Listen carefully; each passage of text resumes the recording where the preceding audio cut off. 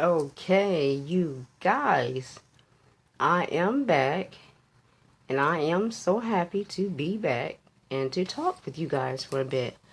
So, I have a few things to talk about in my childhood, of course. Of course, my son allowed me to remember some things, which this is supposed to have been one of the videos that I was supposed to put out. And some of the time, I guess, in my childhood, some of you all probably wouldn't believe that this is the way I was. I was a rebellious child when I got ready to be. I don't know if it's because my father was not in the picture or not, but may as well have been. My mother was a great parent, all by herself, singly, and she was saved and Holy Ghost filled, uh, loving heart, open heart, a very great giver, very spiritual, had abundance of love. In my Jersey fam, if you all are out there and if you want to comment below, you definitely know how she was, how we was when we were there. Jersey I miss so very much. Not as much as I used to. It's the people that I miss now. Not exactly the place, because the place has gotten pretty bad after I left. I don't know what it's doing right now. But I wanted to talk about a couple of things. One was my most embarrassing moment in New Jersey. I need to go ahead and start with that one and tell you that my most embarrassing moment was when I was in elementary school. And it was this guy, or this boy rather, I was liking at the time. And I thought he was just a handsome little guy with nice curly hair. I don't know if some of you Jersey ones know what I'm talking about, but I think it was a fall day when we went outside. We were able to go outside for recess, and we went outside. Of course, I never hardly ever wore dresses like anything. Excuse me. Or was that the other way around, or did I? I think maybe I did at that time, because you couldn't at one point in time get me in pants either, I guess, until I came this way. But I had, of course, they used to call me Skinny Minnie because I was so slim, and of course that really bothered me a lot with people calling me that because I could hardly ever gain weight, so it's hard to, it's not good rather to embark upon people with weight problems, whether it's big or they're small. You don't know what type of problems that they have. But getting back to this most embarrassing moment, I was a skinny mini, always had been at that time.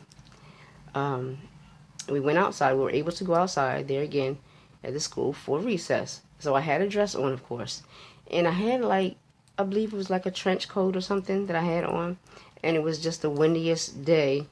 That day was in a fall. It was fall day, a fall day, and basically I went out there, I guess, to hang out with whomever at that time I hung out with. I can't remember who it was. Basically the wind was blowing so much I had pantyhose on, and of course they were the old granny kind, the brown, which I don't even really do those anymore. But we came in from outside, and like I said, it was so windy. It was such a windy day. As I came back in the school, we were in this little closet space room where I was. We had to put up our coats rather to before we were seated. So I put up my coat, and my dress that I had on was up in the back, mind you. It was so embarrassing to me. My dress was tucked inside of my pantyhose in the back of my behind. How did it get there? I will never, ever know. But it did. So, it was there. It got there. Lo and behold, as I turned around to put my jacket, my coat up, and I turned back around, who was staring directly at me and at my backside with my dress tucked inside of my pantyhose, showing just about everything? The gentleman that, yes, you said it, the guy that I had a crush on. That, like, I was so embarrassed. As you all know, I'm a light bright, of course, as they call it, red bone. And you all know I get red. You all notice that. Even you all notice that. You all notice that on YouTube. Even the ones that know me know how red I get really quick. So I turn like shades and shades of red tremendously. I don't know how many times red. Maybe like this box color red. I don't know. But yeah, that was the most embarrassing time of my life. You couldn't have bought me for a penny. I want 2 cents worth after that. After that, I don't know what I did. I don't know if I cried or what I did, but I probably hid myself, and I believe that's what I did for a while.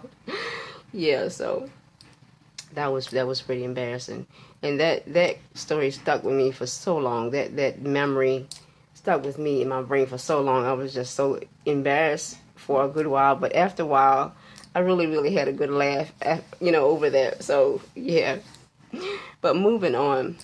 That was the worst and most embarrassing time of my life. But moving on to what my son, he knew I told him this story. So he brought it up to me, and I had thought about it. And I said, wow, I said I was supposed to do a story time anyway. So that would be a great one. And I was supposed to bring it forth to you all, for you all to hear anyway. The story time. This is the part where I was being pretty rebellious with my mother, and that kind of stuck with me for a while. Being that way, I was always under my mother, but when I wanted to do something, I just wanted to do it.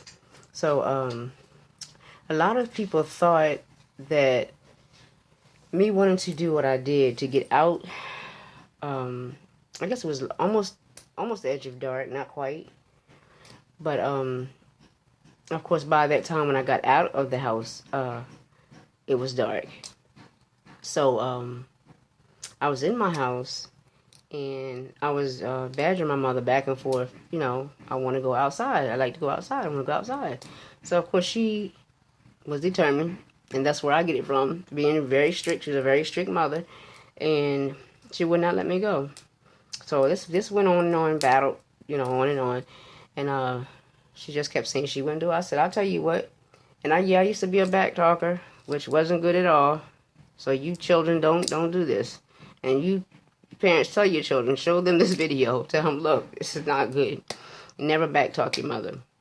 So, but when you're a teen, you don't think of that type of stuff. You just want to do certain things. And I even understand some of my kids a lot of times when they say it. So when they do things nowadays, it's just like, well, I was a kid, and I have to give them a little leeway. I have to think about it before, because I've been through, certain things and done that before, and had experiences. So I was in the house, and she would not let me go. So I went upstairs in my bedroom, which is where I would always go to myself.